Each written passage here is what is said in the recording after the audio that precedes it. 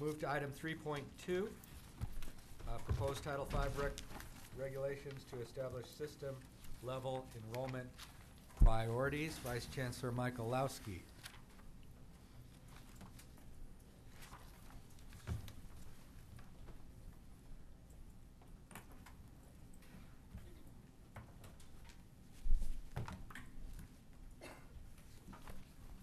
Thank you very much. With me is Dean Sonia Ortiz Mercado, who's done a great deal of work on framing these regulations, and she's here to help me answer any questions that you may have.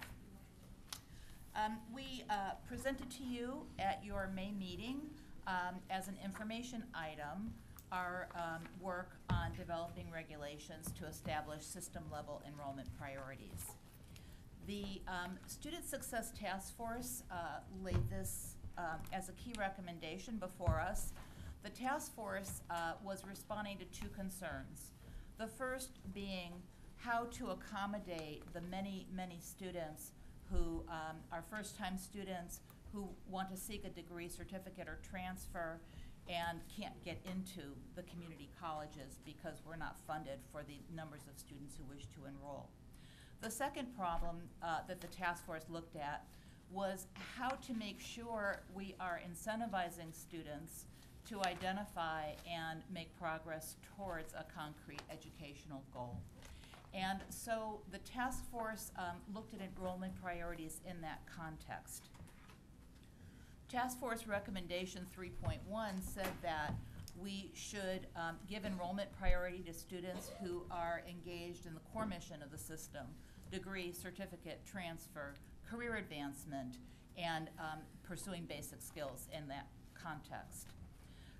They said that we should use enrollment priorities to encourage students to take advantage of front-end services, orientation, assessment, developing an education plan, meeting with a counselor or an advisor to do that, to ensure that students get off on the right foot and have guidance to identify and begin pursuing an educational goal.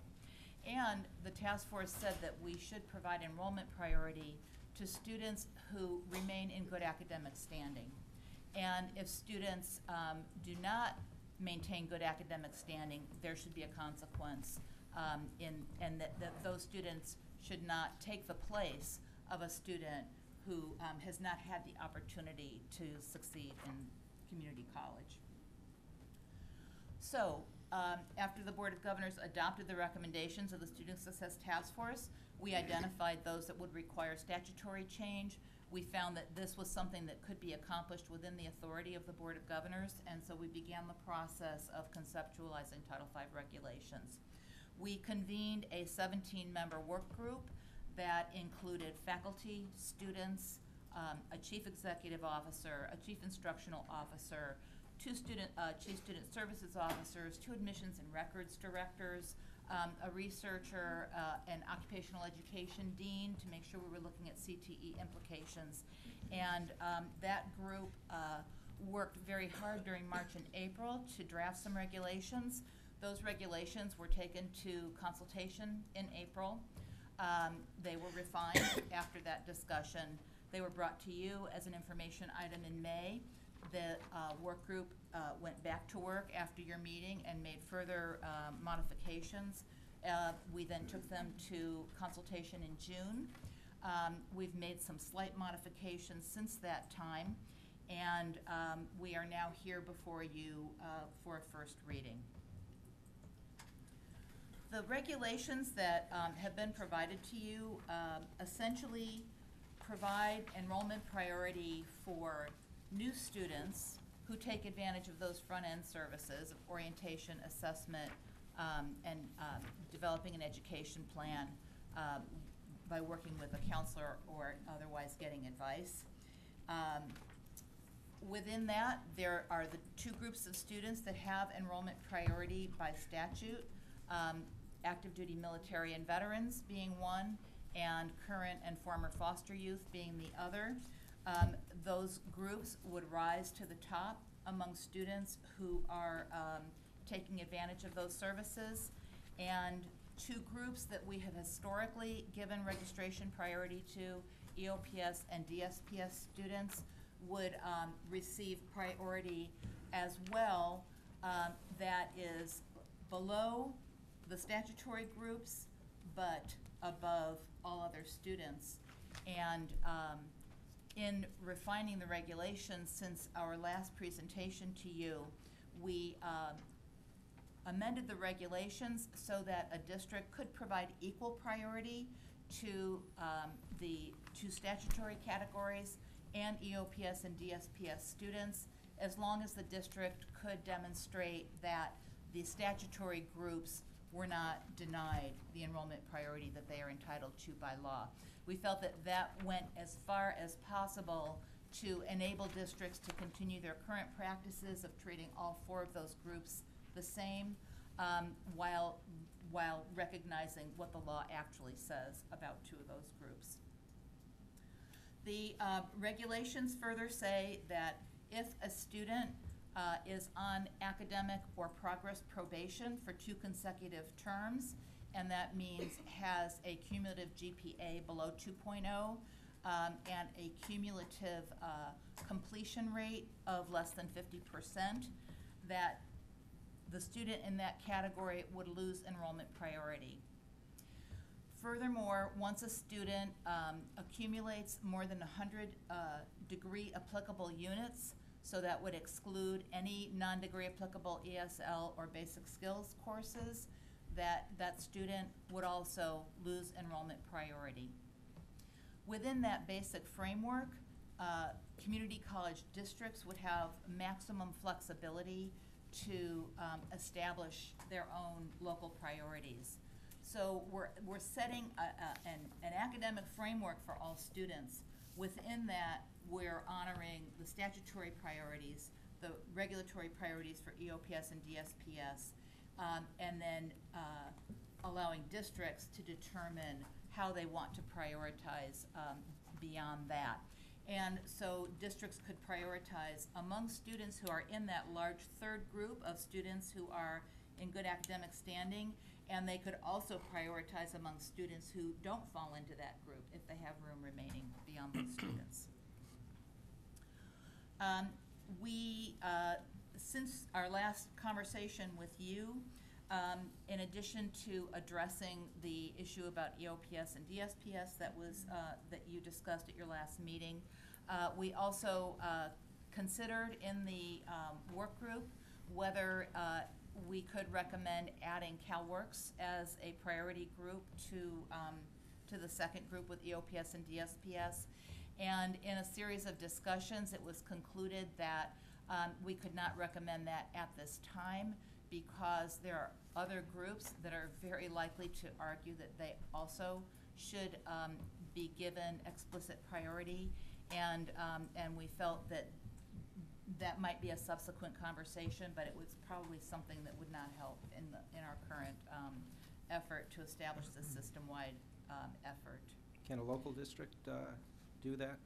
Absolutely. Move CalWORKs to that? Absolutely. Sorry to Local interrupt. districts could put CalWORKs students at the top of their third group, which would, or treat them with their second group students, as long as they can ensure that those that are spelled out as having priority have access to reasonable access to the courses that they're entitled to.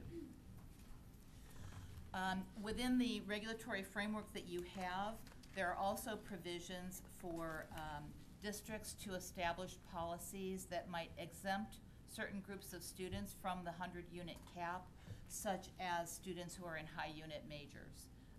That would be left to districts to decide if that was appropriate. Districts would also be required to establish an appeals process, and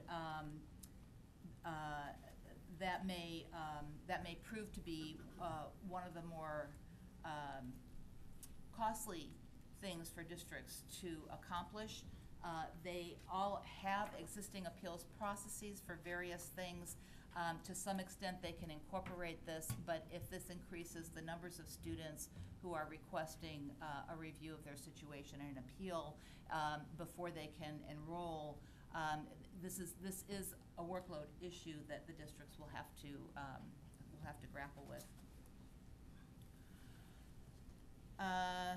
So we are currently in the process of talking with districts to determine the feasibility of, well, we've been talking all along about feasibility, but the cost of implementing these regulations, we'll need to know that going forward.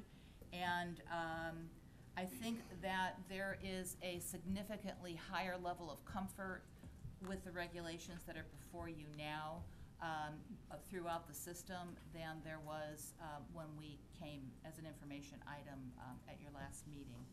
We, however, continue to receive suggestions for how to further improve the regulations. I think that we will continue to review all of those. This is a first reading. This is an invitation for formal public comment, and it may be that modifications are appropriate before you adopt final regulations, hopefully at your September meeting. I think with that, I will entertain any questions. Chancellor Scott would like to make a comment. Well, first I want to thank Vice Chancellor Linda Michalowski, Sonia Ortiz Mercado. They have done tremendous work. This is a very complex issue. When we discussed enrollment priority in the Student Success Task Force, there was no question that there needed to be some action taken. The reason is very simple. We often hear somebody saying, well, I don't think we ought to ration enrollment. The problem is that the state rationed enrollment. We as community colleges did not ration enrollment. When the state simply says you can only educate this number of students, and that has been decreasing by over 10% in the last 3 years, then we have rationed enrollment. And the sad thing was that we discovered that first cut that occurred in 2009-10 resulted in 133,000 fewer first-time students being able to enroll in community colleges. And we began to ask the question, is that fair?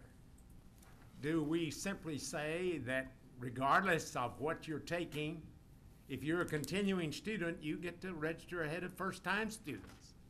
You may be there for only avocational reasons, and we still have lots of avocational courses. I was looking over a list the other day, and such things as how to enjoy your anger and surface embroidery for older adults and so forth are still on the list. So the question came, should we ration enrollment intelligently? And this committee tackled that very difficult issue.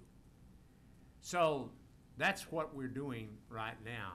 We're still open for suggestions. They've worked through a lot of difficult problems, but given the fact that we are an open enrollment institution, we're not saying that we refuse to register anyone. We're saying that maybe you ought not to be first in line ahead of those first-time students who are trying to transfer, or first in line ahead of someone who's seeking a job and wants retraining in our career technical programs. So this is the answer to that.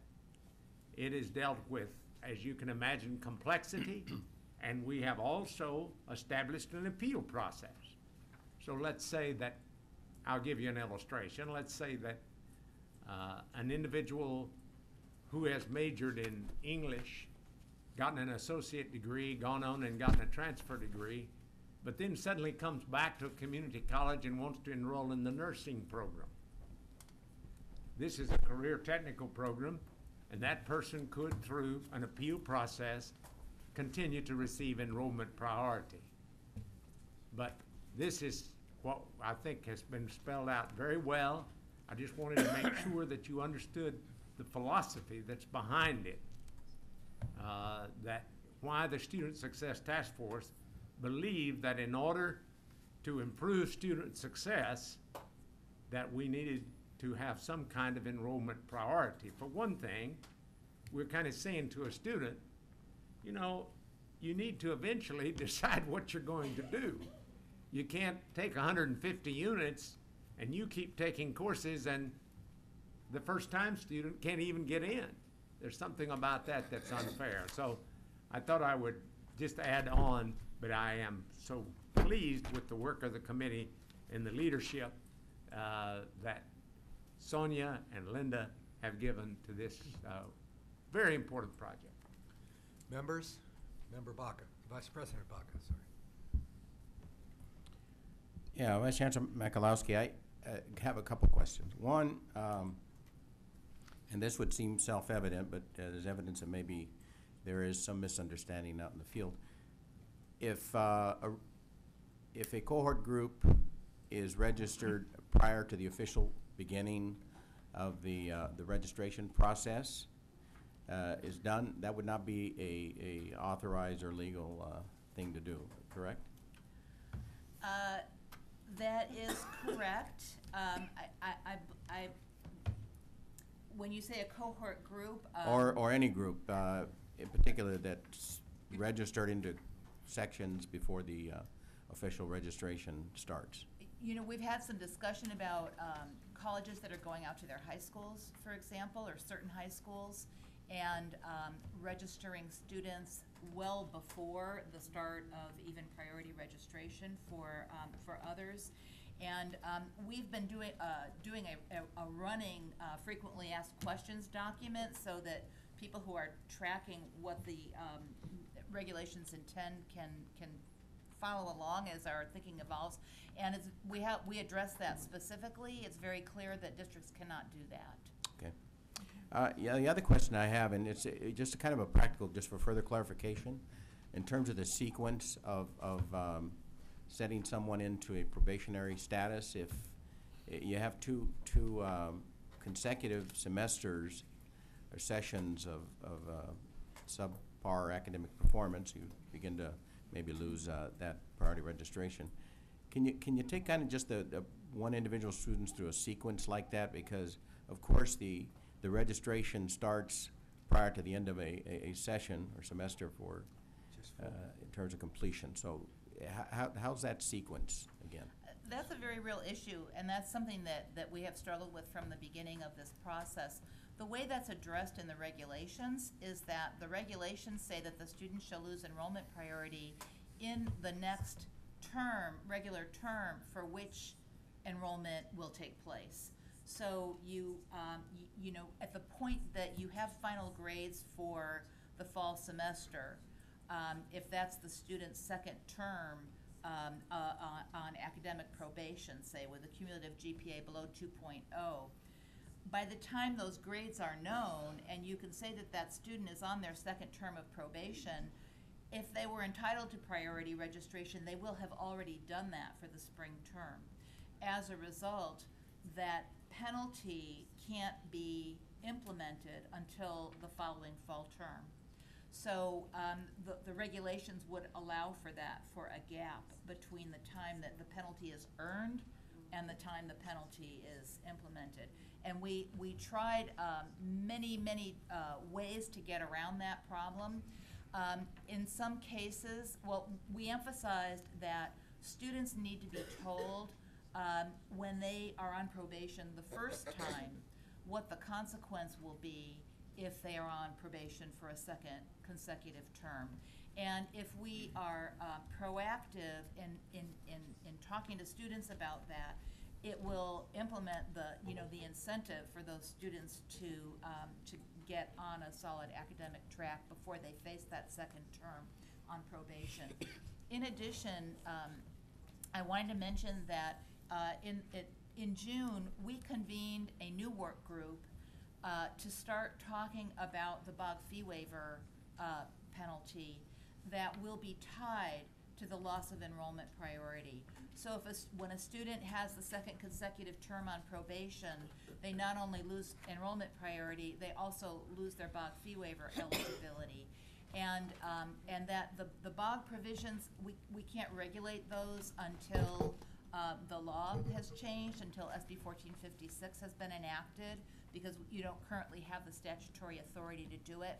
But we wanted to make sure that we started to look at them together, because we see them as operating together. And so in that work group, we actually added an appeal basis so that if a student in their second term or in a subsequent term shows significant academic improvement, even if they aren't able to raise their cumulative GPA or course completion rate to the point where they would not be on probation, the district can allow the student to appeal and remove the probationary status on that basis. So you have a student who has a poor GPA in the first term. In the second term, they go from a 1.0 to a 3.0. Their cumulative may not, well, in that example, their cumulative would be sufficient. But even if their cumulative doesn't go up to a 2.0, the fact that they showed significant improvement in the second semester would be sufficient for the district to say they will not implement the penalty. Okay. I think you just answered that. My I guess, third question here. If a student, let's say, gets in, is in academic probation in the spring and then in the fall, and they get course priority registration for the spring, assuming that that the overlap could occur that way, and then they do well in that third semester, then they would go through an appeal process in order to get back their, or to negate the priority, the lack of priority registration that subsequent fall? Yes. Right? They would have to go through a process. The district would have, the district could implement an appeal process. It could be as restrictive or as automatic as the district chooses to make it. I think in many cases, districts are already talking about how they might change their timelines for grades, for registration priority, in order to make sure that it works with these new regulations. No, the only thing I'd like to add is that the language in the regulations was drafted to allow districts discretion in how to implement, and so it says that the first registration opportunity is the language that's been added. There are some districts that would make the registration priority that the student receives in the second term conditional based on their achievement in the completion of the second term. So if the student has another poor academic outcomes in the second term, then they would lose their registration for the subsequent term. So there are a variety of different ways that districts could choose to approach this. Member Yang, then Member Belinsky. As I voiced before in the work group, my concern being have a priority enrollment tied to the Bach fever is because there's two reasons you can lose your priority enrollment. There's a 100-unit cap, and also the poor standing or poor GPA with the school. So I just want to voice it again, just making sure that you guys encourage the IT departments in each school or whatsoever that have different, like maybe different symbols or different things on their student record saying this is the reason why they lose enrollment priority, so this way they don't accidentally get dropped from their BOG fevers.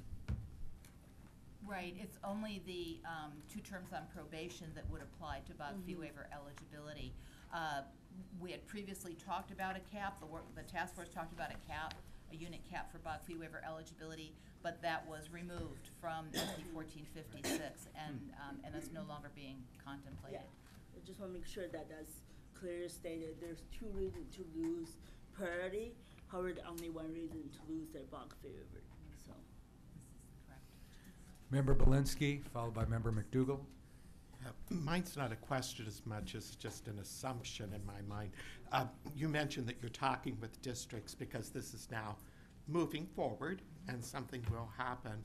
I would hope in that discussion that there's some kind of ongoing work with the IT departments in districts so that they begin now to look at what this means to program the systems. And I say that because of watching in my own district the difficulty at times programming different issues can be.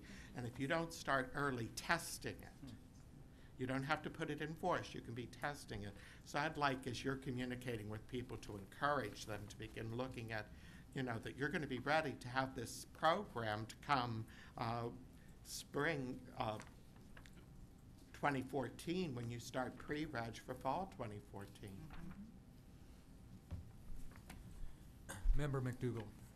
By Member Baum, and then Member Malumet. First, I'd like to thank you for your efforts in this. I recognize how challenging it is to achieve consensus on it. 3 quick questions. On page 40, you have the limitation, you state the limitation of 100 units, such as those in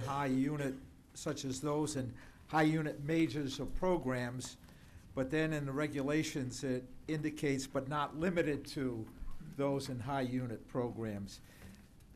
Perhaps you can provide the background for the thinking that was involved in that, and whether there is any standard at all other than what the local district might decide. The second question pertains to the international students. That do the system level priorities apply to international and non-residential students? The answer is yes, unless a district policy adopts policies to treat these students differently. So it appears as though, as the California Community College system, we are enabling districts to determine that out-of-state foreign students have a higher priority to access. And I just, again, like to understand the thinking on that. The third question is in regard to the resource constraints that are being applied that will not require districts to provide continuing students with orientation, assessment, and student education plans. And I'm a little concerned about that's just open-ended. What was the thinking of the committee? What's going to happen economically for that to change? Because for the foreseeable future, it doesn't look as though it's going to change. And it was very clear from the standpoint of the task force that assessment, orientation, et cetera, was directly related to student success. And we appear to be putting a major, or at least providing for a major hole in those recommendations. Okay, yes, thank you. On the first, the exemptions, what would be a basis for an exemption other than a high unit major? A district might want to exempt students with a prior baccalaureate degree who is coming back for retraining in general, or in a key in nursing, or in a key workforce need area. That would be left to districts. I thought that was spoken to specifically, however, in the regulations, the vocational technical programs, that ability to do that in those programs. Speaks about athletics, speaks about the arts. I thought it also spoke to the career technical education from the standpoint of individuals who might have degrees. This is quite open-ended.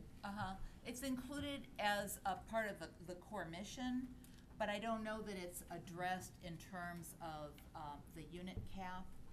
So I think that this exemption language, like I said, within the framework of ensuring that we're favoring new students who are getting off on the right track and continuing students in good academic standing, we wanted to give districts as much flexibility as possible to maintain their local priorities. So I don't know that we had other examples, Member McDougal, other than someone with a prior degree who's coming back for retraining. We didn't want that to be a barrier if a district chose to provide that as an exemption. On your second question about international and non-resident students, those students could be accommodated in the third group if they are in the category of new students taking advantage of the matriculation services or continuing students in good standing. Districts could prioritize them as they saw fit within that group, and also in the beyond that group, that's kind of where the state priorities end, is with the students who are on track. Beyond that, this is making clear that districts could establish priorities for those students where they saw fit. I guess I misinterpreted that. My assumption was that they could be put right to the front of the line. No one can go ahead of. Okay, so it's the clear Vets Foster they Youth, would be in EOPS. category 3. Correct. Okay, thank you. Yes. And your third question is the most difficult one of those that you've raised. That's how are we going to provide these services and pay for these services throughout the system? We are, obviously you cannot require students to do something that you cannot facilitate them doing. So there's an interaction between the work that's reflected in these regulations and the work that's reflected in SB 1456 and our other efforts, around student success. In SB 1456, we are refocusing the existing matriculation resources that colleges do receive in categorical funds around those front-end services. We're also actively working with the Matriculation Advisory Committee, our advisory group on counseling that we co-chair with the Academic Senate, to look at how to accomplish these front-end services. In some cases, we need to do more to focus state resources on giving colleges good models and good tools that they can use to more efficiently provide that front-end guidance to more students. So as soon as we can get some of these building blocks in place in terms of the statute and regulations, we are going to convene a group to look at online orientation. There are many models already out there, both in California and outside of California, and it should not be that difficult for us to bring some counselors together, identify what the best ones are, look for whether they need modification for California community colleges, and then make that available to the colleges statewide. That's the kind of thing that we can do to make this realistic.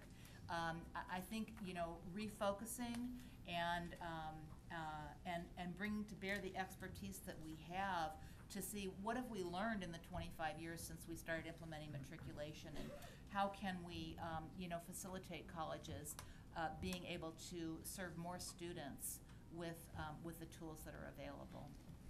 Well, if I may, I can certainly appreciate the impact of not having the resources to move ahead fully on it. However, not moving ahead in a timely manner defeats much of the purpose that was behind the student task force work. So I would hope that some creative approaches can be found, at least experimented with, and as soon as possible, that requirement being brought into it so that we are giving students the best insight into their capabilities and getting them enrolled in areas where they can make the kind of successful moves forward that we all want.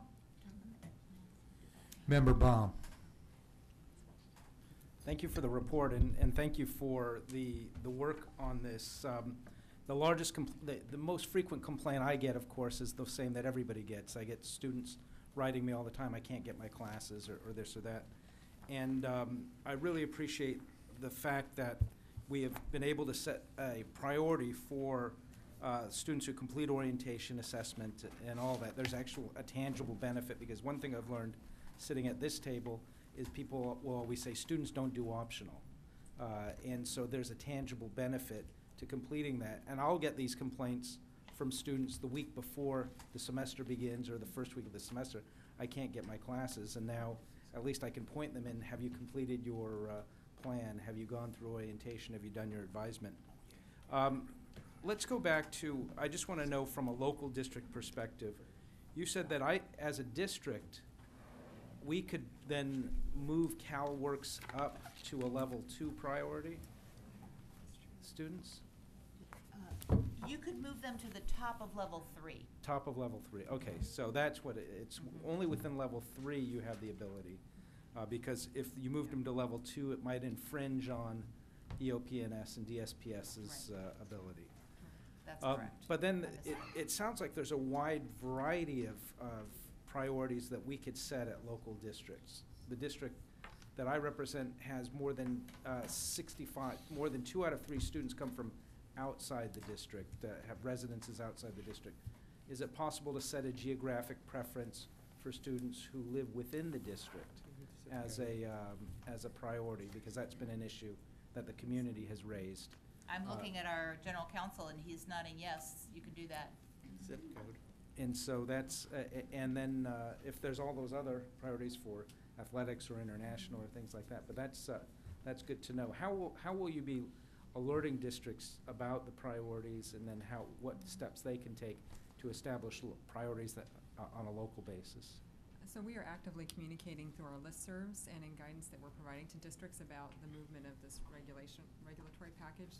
And if the regulations are adopted in the fall, we will move forward quickly with implementing guidelines to districts. So what you see is the frequently asked questions would likely change into more of a guidance document where we will provide concrete examples to districts on how they could approach implementation. And my question would be for the league too, or is the league working with local districts to communicate that? But, I just. Yes, and the league's communicated out and asked for feedback, and I believe local districts, this is one of the times where local districts, while normally very protective of their authority, recognizes the statewide importance of this work and yields to the Board of Governors for setting these statewide priorities. Thank you. Member Malumed, then Chancellor Scott would like to say something. I'm a little confused about the pre-registration that was discussed earlier. So it sounds like that's going on, and you say it's not allowed. So how common is that, and what is the punishment, and how will you change that system? Well, so, to distinguish between pre-registration activities, so you could have students go Right. through orientation, assessment. Could you and- speak into your mic? Yeah, please? speaking of, I can't Okay, hear it. here we go. Better? Okay. So you could have students go through pre-registration activities, orientation, assessment, and having them complete ed plans. What the law clearly says is that foster youth and veterans have priority registration at the top.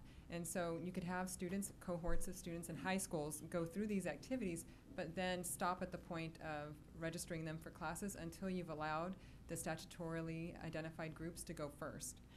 That's what's allowed. Now, we have heard that there are districts that have put other groups in front of those students identified in Ed Code, vets and foster youth, and the law clearly doesn't allow for that. So we're going to make every effort that we can to clearly communicate to districts what the legal requirements are moving forward, and that's existing law.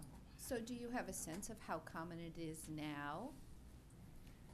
I don't, No. we don't have a sense, yeah. And if you find out that a district is continuing to do it in the future, what will you do?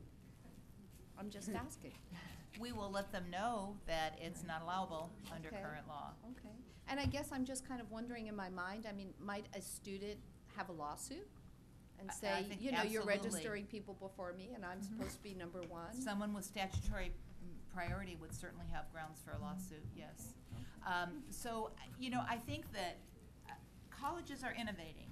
And I think that, colleges going out to their local high schools and doing more proactive work to create a pathway for students has become much more common in the last several years. So I think that they're trying to be creative. And this is the first time that we've really focused over, in a broad scale on system-wide enrollment priorities. So I think that some colleges are now thinking through the implications of perhaps some of the very early registration that they had started to do. And I suspect that colleges are already changing some of those practices just because they're beginning to understand that it. And the governor have signed the right of veterans and foster youth to have priority. Now, that priority could be, 3 months before the semester begins. But remember that they have to have priority. And as well as DSPS and then EOPS have not statutory priority, but regulation priority. So that has to be taken into account. Now, if the veterans if you open up registration 3 months before and you have a day for veterans and foster youth to enroll and they don't show up, then, 2 months later, they don't have priority. So keep that in mind. I would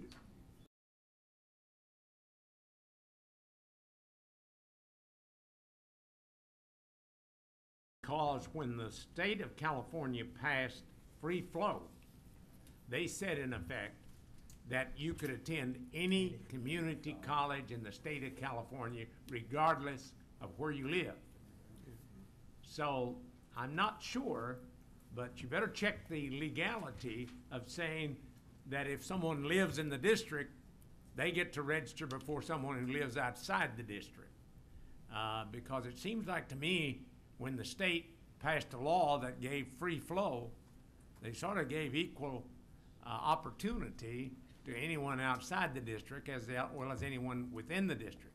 Maybe I'm wrong about that. I'm not a lawyer, but I just want you to be a little cautious about that, because when someone brought up the issue of suits, we know that different suits have changed our behavior within the community college. At one time, for instance, the Puente program only admitted Latino students. A suit was brought, and that suit said that they no longer could simply restrict the enrollment in the Puente program to Latino students. And I know that if some veteran doesn't get some priority, there's enough veterans out there that somebody's going to bring a suit. And I don't know about this geographic issue, but I'm just saying that sometime we've done certain things within the community college that, frankly, we wouldn't have gotten away with if somebody had brought a suit. So you better find out a good legal mind to check some of that out before, because in this day and time, when more and more students are finding they can't even get in the door, somebody's going to be inventive enough to say if they feel they have room for some kind of legal action, they're going to take it.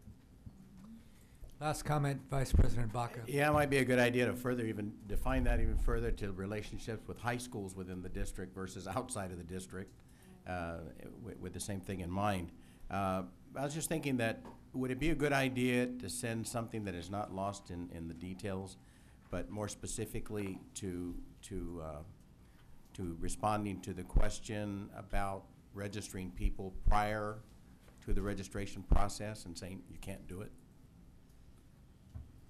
Because it is being done out there, and maybe just something that narrowly, so that it isn't, again, lost in a lot of other detail. Perhaps we can send an update on this discussion of statewide enrollment priorities and highlight that in presenting the discussions of this, or perhaps Again, we can so do it's something more- very it's direct very that pointed. simply states that. When we need to go back and update an advisory that we sent out to districts on the foster youth and vets, and I think within the context of guidance on the education code groups of students who've been identified, we could probably highlight that issue specifically. Yeah, we can do that. And President Himmelstein, Yes. if I may just add, Sure. in the discussion at the last board meeting, members asked what the impact of these priority groups might be, and so we've pulled some numbers since we last talked with you, and if we count all of the active duty military veterans, current and former foster youth, EOPS and DSPS students, and actually CalWORK students are also included in this analysis. We're talking about fewer than 300,000 students statewide.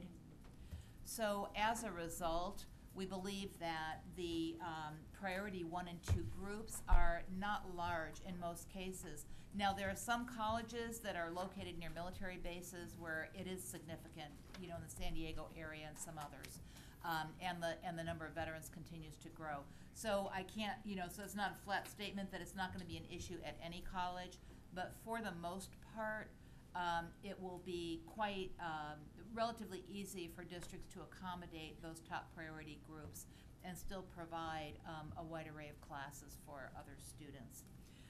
The other data that we looked at was the number of students who would be affected by the 100-unit cap on on enrollment, and it ranges from less than 1% at some colleges to the highest we found was 3.6%. So that's not going to be a huge proportion of students at any college either. Okay, I believe we have a number of speakers on this. Vice President Baca. We do. We have a request to address the board. And again, I'll remind all speakers that you are limited to 3 minutes each. Dennis Bailey Fournier of the Chief Student Services Officers.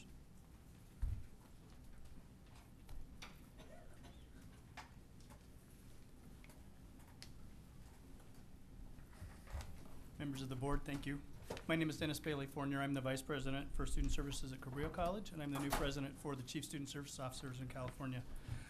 We would like to support the enrollment priorities in general. We have a few concerns, but we are very thankful for Linda Michalowski and Sonia for spending many hours with our staff and with the task force working on these priorities. We're very excited about incentivizing matriculation services that students will go through orientation and assessment before they register. We also like and support the priority registration for the 4 groups that you've talked about in detail with Linda. Our major concerns are the academic standing and really how do you program that. In most cases, our systems, this is a unique program.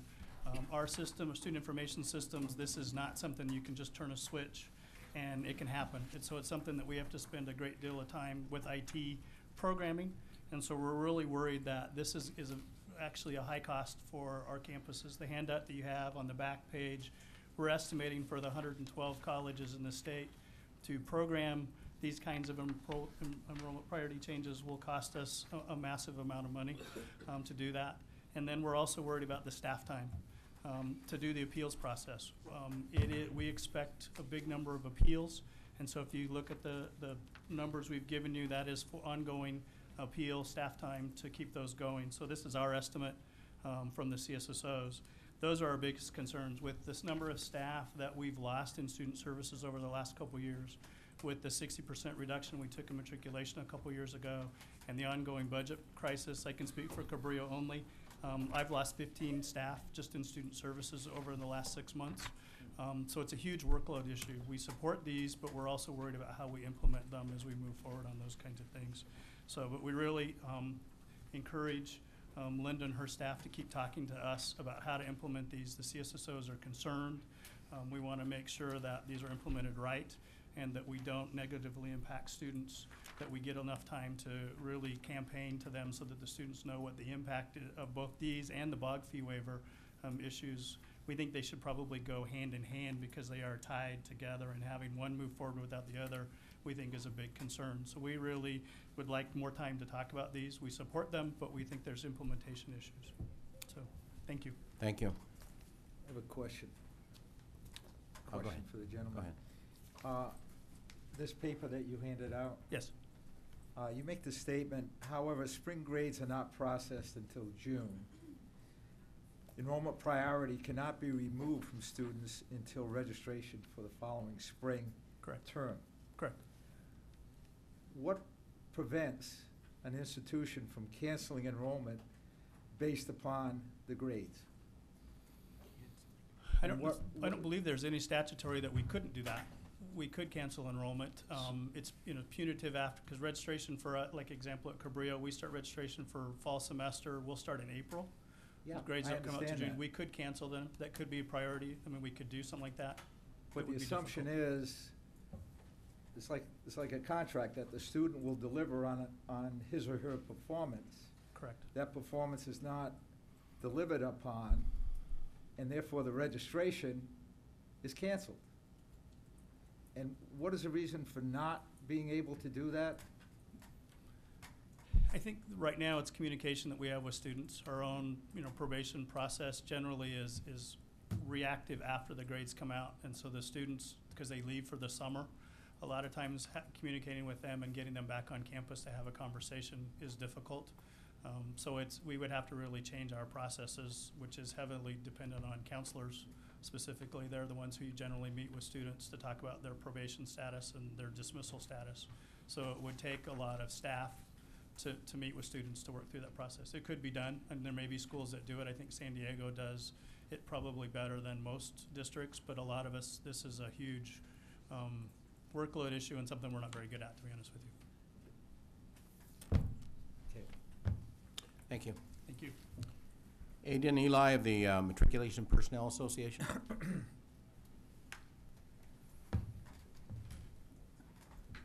President Himmelstein, Chancellor Scott, members of the board. My name is Aidan Ely, and I'm president of the California Community Colleges Matriculation Professionals Association. On their behalf, I'm here today to speak in opposition only to the requirement that first-time students develop a student ed plan to receive higher priority for enrollment.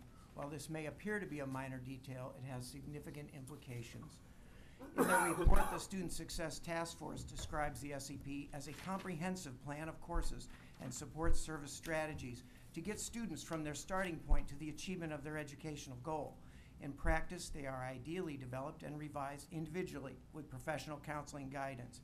In the emerging landscape of the Student Success Act, the SEP will become the single most important tool for student academic planning, for tracking their progress, and for measuring success. However, when you directly link it to higher priority for enrollment, students will not perceive it as the comprehensive success plan it is envisioned to be. To first-time students desperate to get into college, the SEP will simply be perceived as the ticket needed to get on the train before someone else takes their seat, and they will all want their tickets. In our professional judgment, there simply is not enough time available prior to registration to produce meaningful SEPs to meet the demand that will be created by linking the SEP to higher priority for enrollment. In summer-fall 2011, Data Mart shows that we enrolled 340,564 first-time college students. That's 15.2% system-wide. There's 10 weeks between the time the application comes out in February and the start of registration in late April. Most first-time students want an actual schedule of classes for their first semester, not just a general course list. The schedule of classes usually comes out in March or even later. Given the incentivized demand, the predictable result will be literally tens of thousands of angry students unable to get their SEP or higher enrollment priority. The anger and frustration of these students will be primarily directed at counseling faculty and classified staff in A&R and other areas of student services. It will also not be good public relations for the system as a whole.